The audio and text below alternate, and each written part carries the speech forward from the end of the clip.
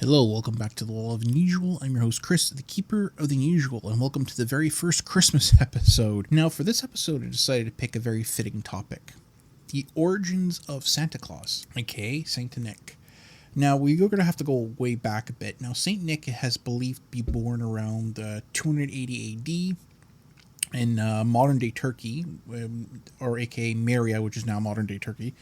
He was admired for his pity and kindness. He actually became the subject of a number of legends that aspire to him. It is said that he became inherently wealthy through inheritance, and he decided, you know what, I'm going to give that stuff all away and travel the countryside to help the poor and sick. One of the best well-known stories of Saint Nick was he saved three sisters from being sold into slavery or prostitution by their father by providing a dowry to them. Now, a dowry is something that is in some traditions where you have to prove that you can support your family, and you have to show, saying, hey, this is the money I'm offering to my father-in-law, saying, here's the money, please accept this so I can marry your daughter. And then if the money's good enough, or it's the number that the father wants to see, your father or father-in-law wants to see, then they say, okay, yep, the wedding can continue.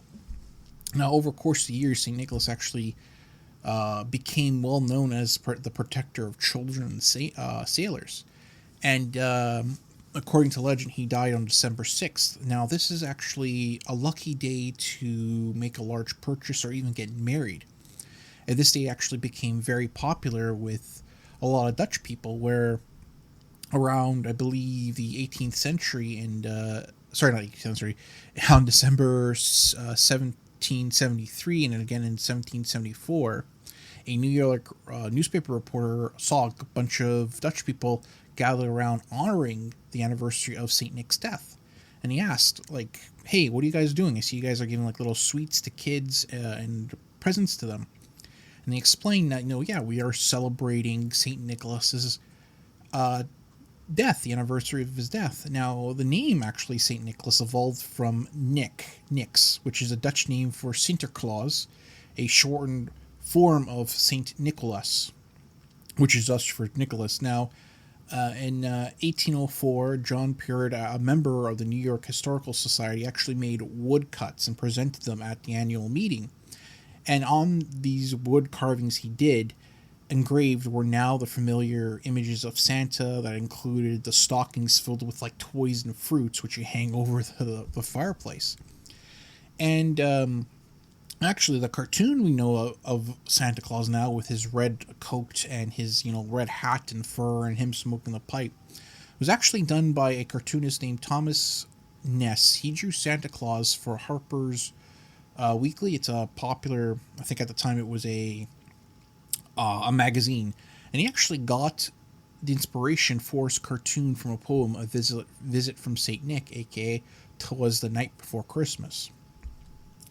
So, a bit of interesting tidbits here about Santa Claus, how he evolved over time. Now, before 1931, Santa Claus was described as a tall giant man or a spooky elf-looking person.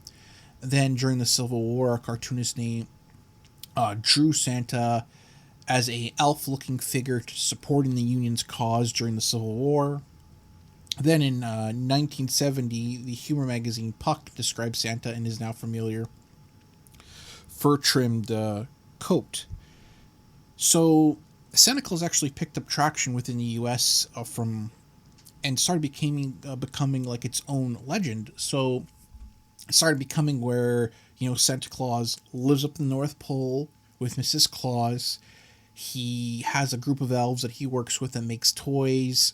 And kids write to Santa Claus saying, hey, Santa, I would like a new video game, or I would like a new doll, or whatever. And Santa Claus would read these letters, and it said that he could see all the boys and girls around the world. And he has a list where he puts the good boys and the bad girls. Now, in this legend, it is said that if you were good, you would get the toy you wanted. And if you were bad, you would get a lump of coal in your stocking. And that was a legend. Now, it's not like this around the world, because I can't talk about Santa Claus without talking about his helper that is known within Germany, called Krampus. Now, at one time, I didn't know who Krampus was. There was a Christmas horror movie that was about Krampus, which I think is the only one, I believe, where It shows this kid, like, his family is very mean to him. They don't really treat him right. And he lost the spirit of Christmas. And the movie is like, he rips up a letter to Santa and he lost the Christmas spirit. So Krampus visits him. Now, it is said that Krampus is actually a helper to Santa Claus, because at this time, I believe the church or whatever said, we can't have Saint Nicholas punishing kids because that is not saint-like behavior.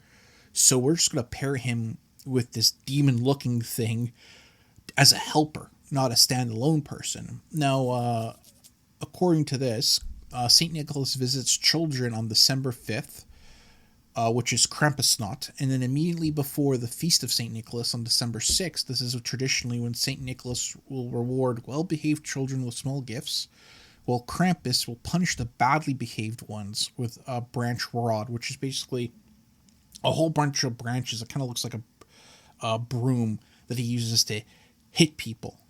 Now, Krampus is usually featured as a man with horns and a grotesque human form. He's covered in fur, he has goat horns, and he's typically covered in black, long hair. And that's what he looks like. And like I said before, he's starting to become really familiar in horror. Now, Krampus was actually paired with St. Nick in around the 17th century. And from there, the people of Germany told kids that, hey, you better be good, because if you're bad, Krampus is going to come for you and take you away or punish you if you're bad. So it's kind of like a thing where, kids have to be well behaved. So St. Nick will give them good presents and Krampus won't visit them. Now, there's actually a parade in Schaumburg, Austria, where people dress up like Krampus and they walk a parade route, but they scare you.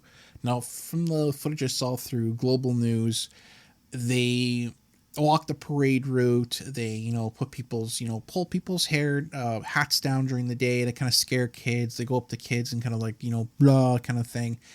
But at night, it is crazy. Like, I saw one footage where a guy, one of the Krampus guys threw powder up in the air, and then a whole bunch of them went to where the metal barricades were and just tore them down and started running into the crowd, scaring people.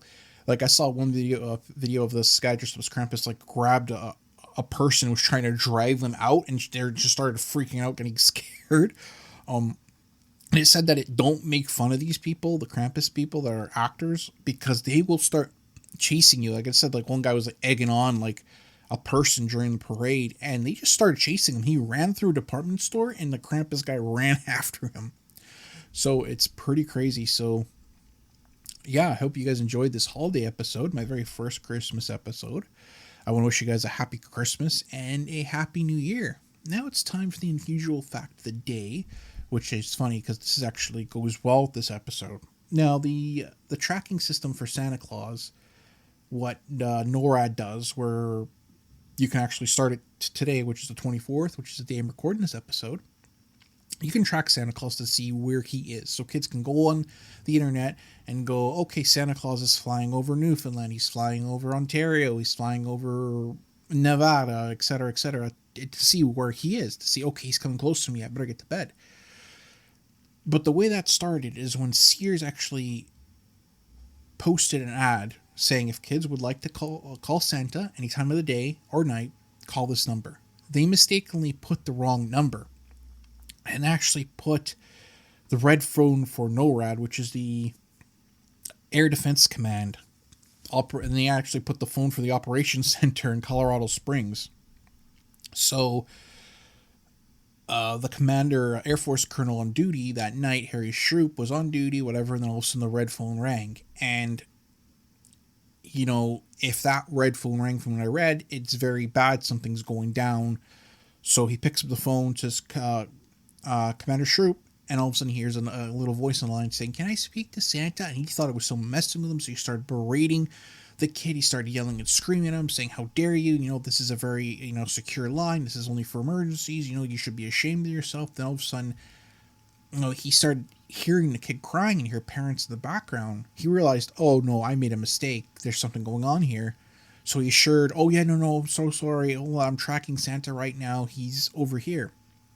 So the tradition continued, where NORAD actually formed in 1958. NORAD has started this Santa tracking system for millions of children ever since to track around the world. So yeah, there's your unusual fact. And hope you guys have a happy new year and a Merry Christmas. And don't forget to stay unusual, my friends.